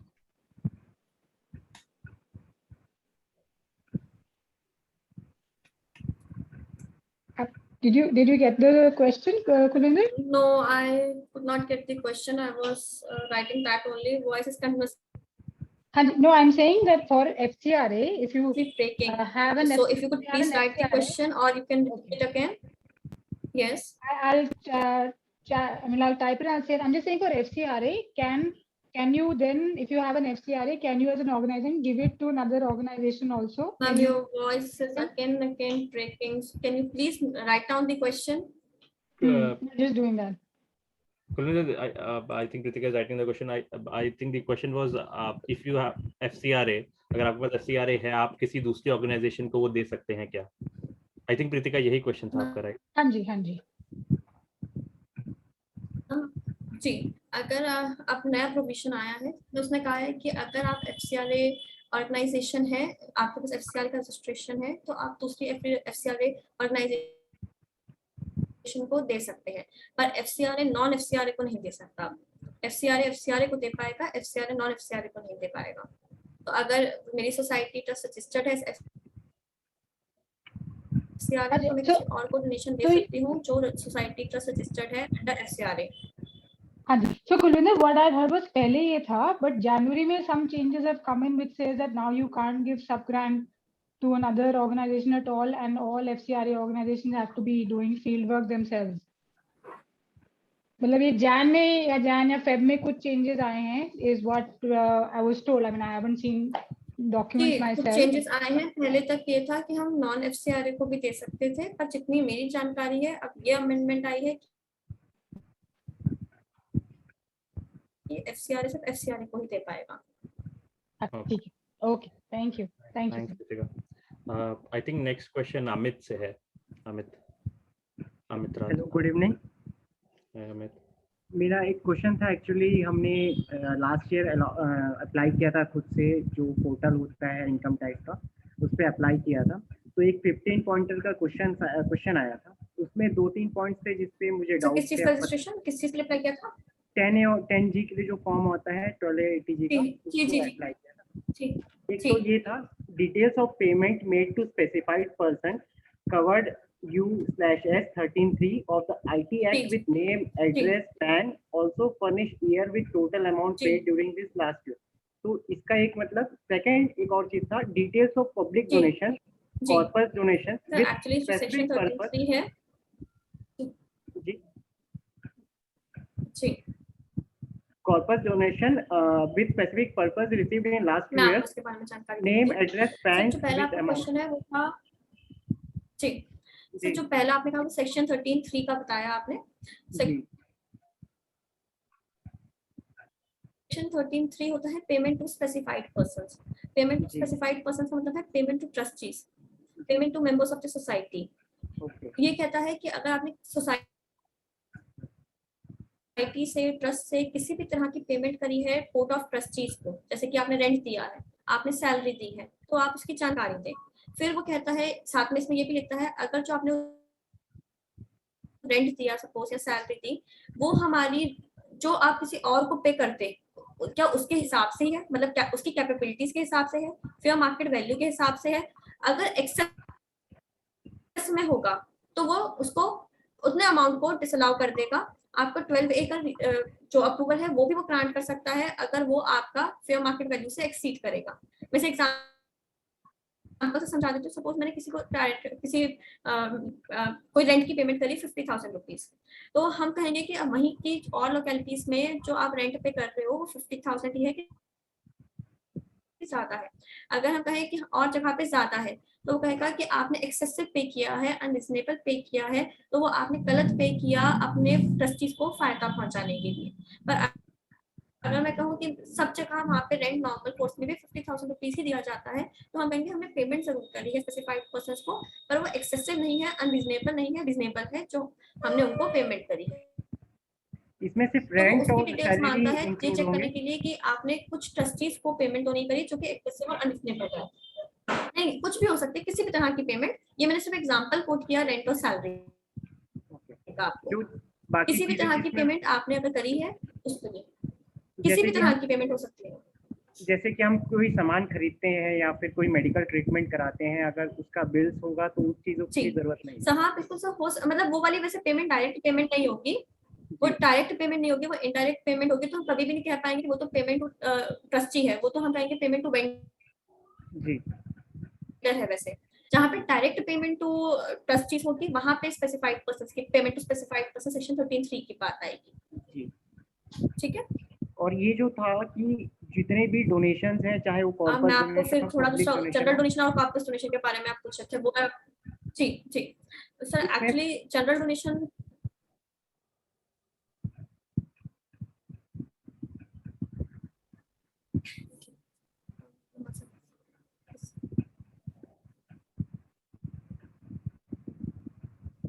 Sir, general donation corpus donation वाला point आपका जी sir. Actually जो general donation होती है वो उस तरह की डोनेशन होती है जहाँ पे हमने डोनेशन दी है किसी ट्रस्ट या सोसाइटी को, पर उसमें कोई भी हमने स्पेसिफिकली रिस्ट्रिक्शन नहीं लगाई। हम जनरल डोनेशन है, मैंने दिया है, मैंने कहा कि आप ट्रस्ट के ऑब्जेक्ट के लिए यूज कर लें, मैंने ये नहीं बताया कि ट्रस्ट के किस ऑब्जेक्ट के लिए यूज कर लें, मैंने उसको एक जनरल डोनेशन दे दी। एक होती है स्पेसिफिक डोनेशन। स्पेसिफिक डोनेशन हो गया, मैंने डोनेशन दी और मैंने कहा आप स्पेसिफिकली इसी ऑब्जेक्ट के लिए, ट्रस्ट के इसी ऑब्जेक्ट के लिए, इसी सोसाइटी के लिए ऑब्जेक्ट के लिए आप काम करेंगे, तभी ये पैसा यूटिलाइज करना है, नहीं तो नहीं करना। जैसे फॉर एग्जाम्पल मैं कुछ कोट करूँ तो सपोज मेरा काम है एजुकेशन प्रोवाइड करने का स्टूडेंट्स को, मेरे ट्रस्ट का काम है एजुकेशन प्रोवाइड करने का स्टूडेंट्स। मुझे डोनेशन रिसीव हुई कि आप ए स्टूडेंट के लिए स्पेसिफिकली यूज करेंगे पैसा, तो वो स्पेसिफिक डोनेशन हो जाएगी, अदरवाइज वो जनरल डोनेशन होगी अगर उसने स्पेसिफिकली बोल दिया। एक है हमारी कॉर्पस डोनेशन। जो कॉर्पस डोनेशन होती है वो क्या होता है? कॉर्पस डोनेशन उसमें जो हमें देता है वो कहता है कि आप इस डोनेशन के पैसे को रखो, आप डोनेशन के पैसे, कॉर्पस डोनेशन के पैसे को यूज मत करो। जो कॉर्पस डोनेशन के पैसे से आपको इनकम अर्न होगी, सपोज वो पैसा आपने एफडीआर में कन्वर्ट कर दिया, जो एफडीआर का इंटरेस्ट अर्न होगा आपको सिर्फ उसी पैसे को यूज करना है for the objects of the trust. आपको कॉर्पस के पैसे को हाथ नहीं लगाना।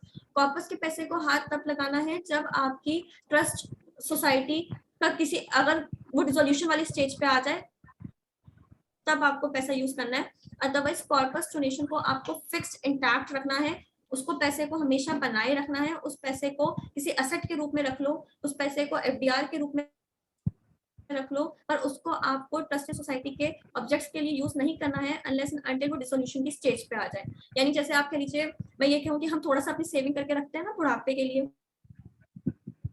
वैसे कॉर्पस डोनेशन क्या है? कॉर्पस डोनेशन ये है कि मैंने कुछ पैसा अलग कर दिया है जो मैं यूज करूंगी अगर ट्रस्ट सोसाइटी को डिसोल्यूशन की स्टेज पे आ जाए। अभी जो मैं यूटिलाइजेशन कर सकती हूँ, मैं सिर्फ यूज कर सकती हूँ जो उसके ऊपर इंटरेस्ट की इनकम मैं अर्न कर सकती हूँ। जो मैं इंटरेस्ट इनकम अर्न करूंगी मैं उसके पैसे को खर्च कर सकती हूँ for the general expenditure of the society और फॉर द ट्रस्ट, अदरवाइज मुझे कॉर्पस डोनेशन को हाथ नहीं लगाना है। तो हमें कैसे पता चलेगा भाई जनरल डोनेशन है, स्पेसिफिक डोनेशन है, कॉर्पस डोनेशन है? तो ये डोनर टू डोनर पे डिपेंड करेगा, डोनर ने आपको किस पर्पस के लिए दिया। डोनर ने आपको राइटिंग में देना होता है, उसने आपको जनरल के लिए दिया है, स्पेसिफिक के लिए दिया है कि कॉर्पस के लिए दिया है। अगर वो कहते हैं कॉर्पस है तो वो आपका वो पैसा है जो आप कभी खर्च नहीं कर सकते अनलेस एंड अनटिल आप दिवालिया वाली स्टेज पे आ जाओ, तो वो आपको फिक्स इंटैक्ट रखना पड़ता है जब तक हम माने कि हमारी सोसाइटी या ट्रस्ट चलेगी। जी, और एक क्वेश्चन था, इसमें सारे डोनर्स का पैन डिटेल्स मांगा जाता है, लेकिन जनरली क्या होता है कि कोई भी डोनर अपना पैन डिटेल शेयर करने को तैयार नहीं होता है, और जो बैंक में आता है उसमें तो हमको एड्रेस भी पता नहीं चल पाता है, सिर्फ नाम। एक्चुअली अगर पैन वगैरह मैंडेटरी मांगा, जी बिल्कुल सर, ये दिक्कतें आती हैं प्रैक्टिकली, पर एक्चुअली अब इन्होंने नया कॉन्सेप्ट निकाला है, इसमें भी इन्होंने कह दिया जो पैन नहीं देगा उसे 80G का बेनिफिट नहीं मिल पाएगा, जिसे 80G का बेनिफिट चाहिए उसे पैन देना ही होगा। इसके अलावा जो ट्रस्ट है या जो सोसाइटी है उसको भी एक ऑनलाइन डिटेल्स फर्निश करनी पड़ेगी कि किस डोनर ने पैन वाइज, नाम, एड्रेस वाइज क्या किस अमाउंट की डोनेशन हमें दी है। अगर डोनर पैन फर्निश नहीं करता है तो वो 80G का बेनिफिट नहीं क्लेम कर पाएगा। तो हमें कोई दिक्कत नहीं है उससे डोनेशन लेने में, हम डोनेशन उससे ले सकते हैं। बस दिक्कत आएगी जो हमें डोनेशन दे रहा है वो उस डोनेशन का बेनिफिट नहीं ले पाएगा अगर वो पैन नहीं सबमिट करेगा। मैडम जैसे मेंबरशिप फीस अगर कोई देता है तो वो कॉर्पस डोनेशन के अंदर आता है? हाँ जी, अगर कोई मेंबरशिप फीस देता है, जैसे जो सोसाइटी के मेंबर्स हो गए, अगर मेंबरशिप फीस दे रहे हैं तो वो कॉर्पस डोनेशन के अंदर आएगा? जी ठीक है, thanks Amit, thank you Kulvinder, thank you. I think next question mister Ramachandran के आप कुछ पूछना चाह रहे थे। आई थिंक आप म्यूट पे हैं। Can you hear me now? Yes. So I'm president of one trust called Sneha Kunja Trust located in Honavar.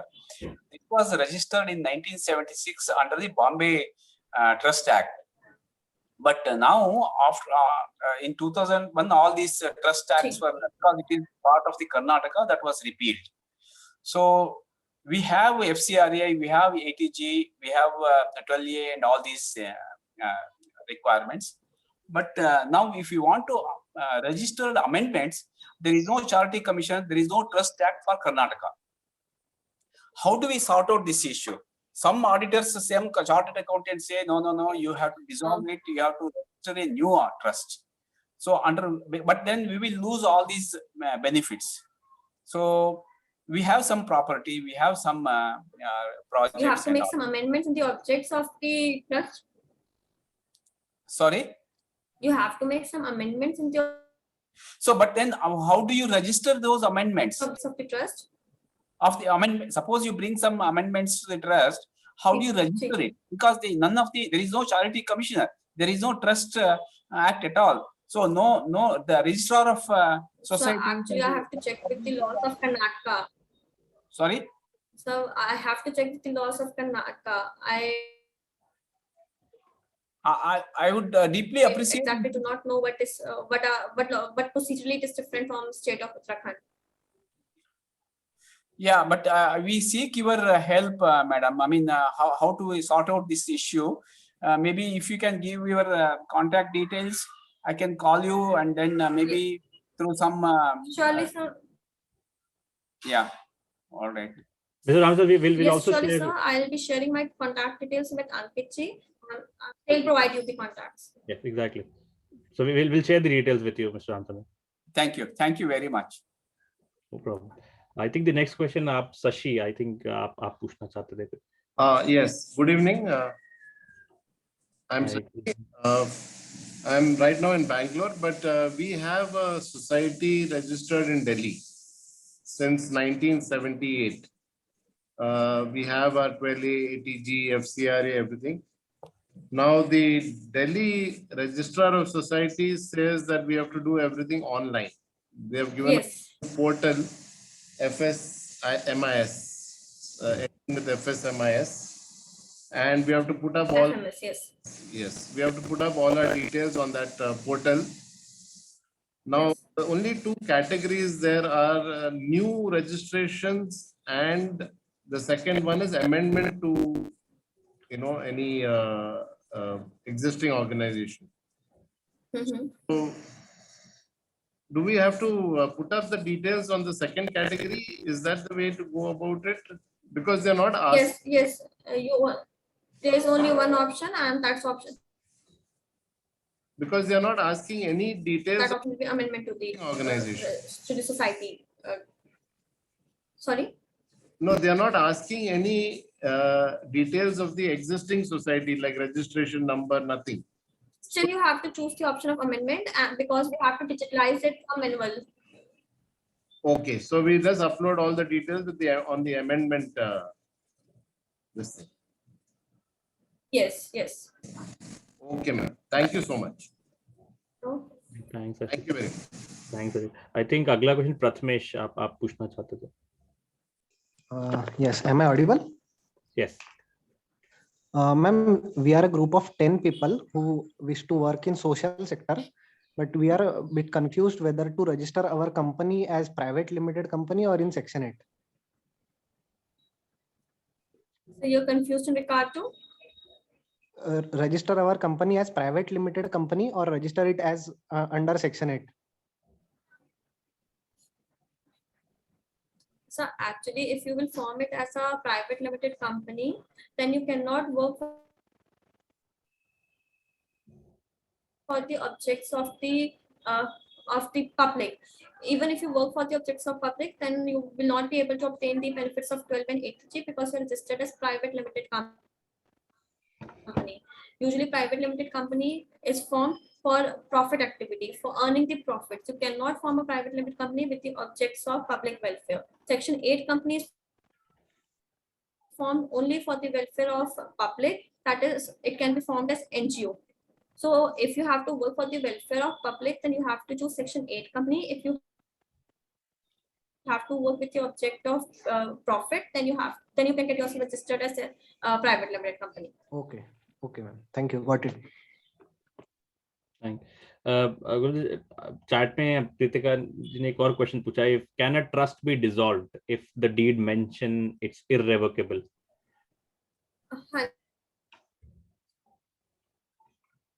जी, अगर ट्रस्ट चीट में लिखा है कि ट्रस्ट डिसॉल्व हो सकती है तो फिर वो डिसॉल्व हो सकती है, अगर लिखा है कि नहीं तो नहीं हो सकती। ट्रस्ट चीट में स्पेसिफिक होना जरूरी है। इररिवोकेबल अगर लिख दिया है तो उसमें वर्ड आ गया which can not be revoked at any time during the year. तो अगर इररिवोकेबल लिख दिया तो फिर उसका मतलब ये निकल के आ गया कि which can not be dissolved.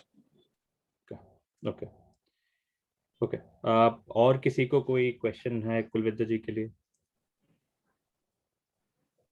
Can I just ask a clarification on this, please? Of course. So, when we were just filing with this trust, and also the question which came जब हमने 12A का filing किया था, तो उन्होंने specifically पूछा था, is the trust irrevocable? So, is there any benefit? And you were advised कि आप irrevocable डालो. So, is there any benefit specifically, or does the income tax authority look for that feature, which is why we were advised? I mean, अब तो हो गया है, but just to understand this angle a little bit better.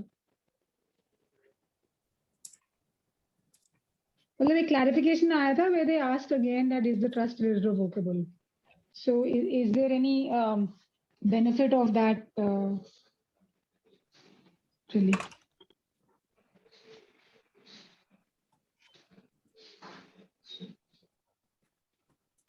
Kulwinder, आपको were you able to hear the question? I don't think so. I mean, just text it. Kulwinder, Pritika पूछ रहे कि उनको एक क्वेरी आया था asking whether the trust is irrevocable, तो वो ये जानना चाहते हैं कि कोई बेनिफिट है ये डालने में ट्रस्ट डीड में इररिवोकेबल? यूजुअली सारे ट्रस्टेड और सोसाइटीज जो फॉर्म होती है वो इररिवोकेबल क्लॉज के साथ ही होती है। जो ये एक्चुअली कई बार क्वेश्चंस आ जाते हैं इनके से अभी कोई पूछ रहा था कि कोई क्वेश्चन आ जाता है इनकी तरफ से, क्वेश्चनर आ जाता है कमिश्नर इनकम टैक्स की वजह से, जहाँ पे ज्यादातर पूछते हैं कि ट्रस्ट या बेनिफिट इररिवोकेबल क्लॉज के साथ है कि नहीं। तो हम ज्यादातर राय यही देते हैं, यूजुअली उनको जल्दी से रजिस्ट्रेशन ग्रांट हो जाते हैं जो ट्रस्ट सोसाइटी फॉर्म होते हैं जिनका ऑब्जेक्ट इररिवोकेबल होता है। जिनका रिवोकेबल होता है इन लोगों को जल्दी से रजिस्ट्रेशन ग्रांट नहीं होते। तो कमिश्नर ऑफ इनकम टैक्स की तरफ से ही क्वेरी कई बार आ जाती है, इसीलिए हम इंश्योर करते हैं हम जितने भी क्लाइंट्स का करवाएं हम उसको इररिवोकेबल क्लॉज के साथ ही करवाएं। ओके, ठीक है। किसी और को कोई क्वेश्चन कुलविंदर के लिए अभी?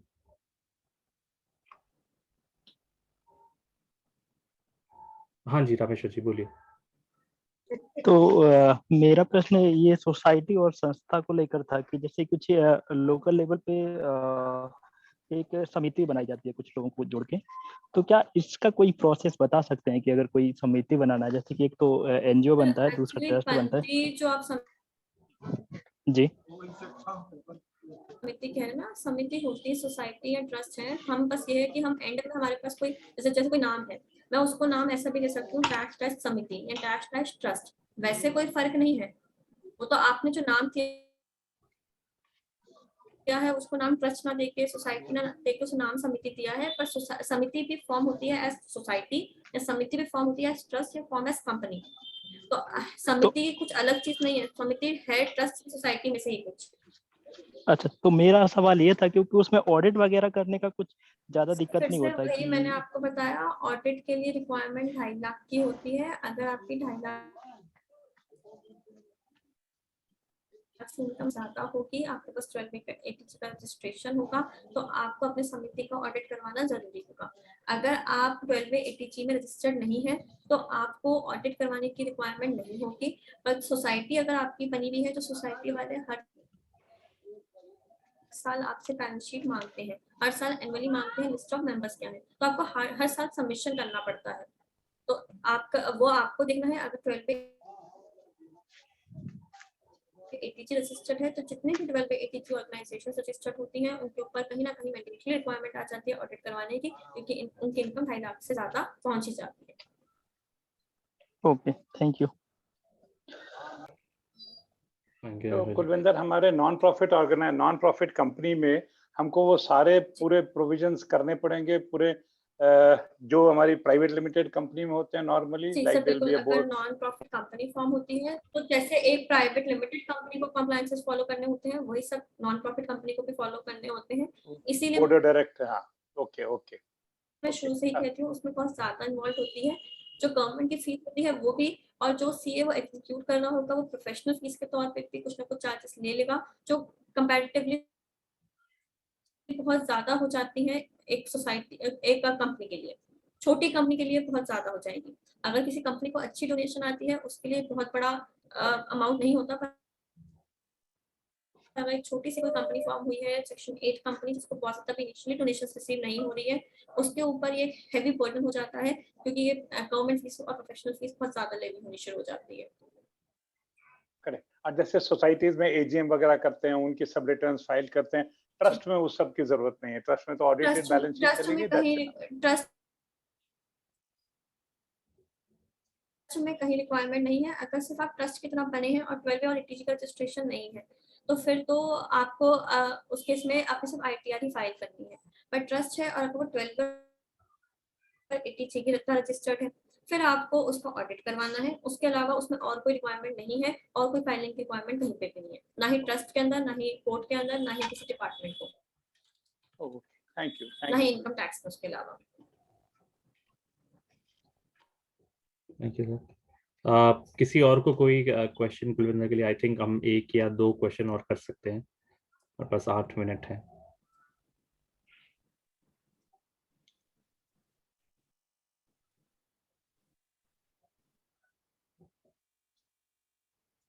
ठीक है, आई थिंक अभी हम लोग क्वेश्चन हो गए, तो थैंक यू कुलविंदर यहाँ पे आने के लिए, हमारे क्वेश्चंस का जवाब देने के लिए।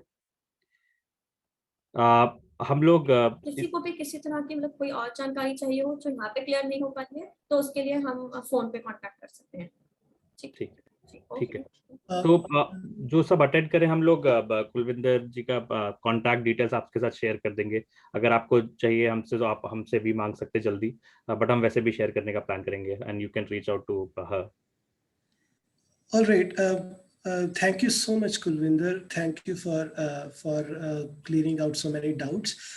मैं बस ये बोलना चाहता हूँ कि अगर आपको कुलविंदर जी का कॉन्टैक्ट डिटेल्स चाहिए तो आप प्लीज व्हाट्सएप पर ऑलरेडी मेरे साथ में कॉन्टैक्ट में हैं आप सभी लोग। प्लीज मुझे व्हाट्सएप पर लिखिए और मैं आपको कॉन्टैक्ट डिटेल्स दे दूंगा।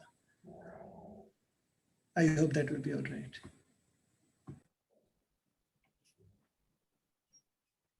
ठीक है, all right. Thank you everyone. Thank you everyone. Bye. Thank you Kulvinder, thank you very much. Okay, bye bye.